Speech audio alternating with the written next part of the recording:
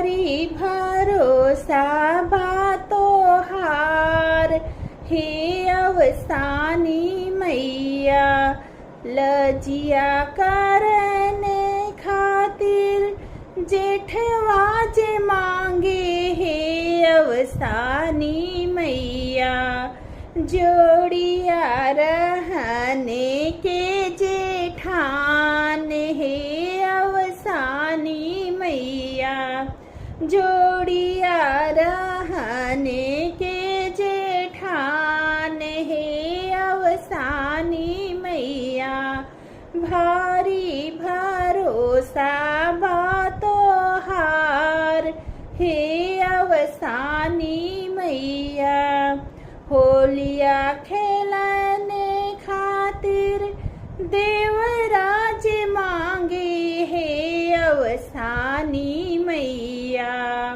राम रसोइया के देवरान, हे अवसानी मैया भारी भरोसा बातों हार, हे अवसानी मैया। जय माता दी।